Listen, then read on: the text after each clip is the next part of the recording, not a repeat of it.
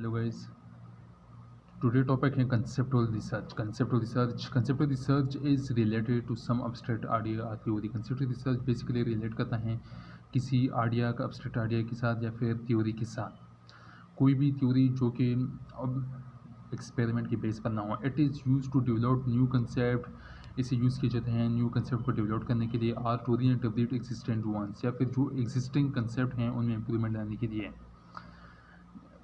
Example in economics,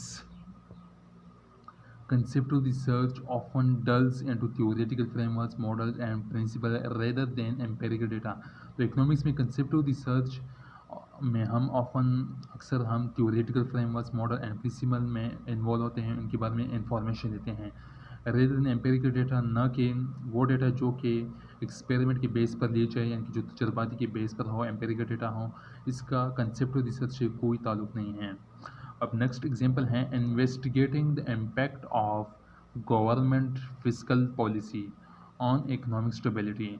तो government fiscal policy का economic stability पर कौन कौन से इम्पैक्ट हैं उसे इन्वेस्टिगेट करना, ये भी कंसेप्चुअल रिसर्च में आता है।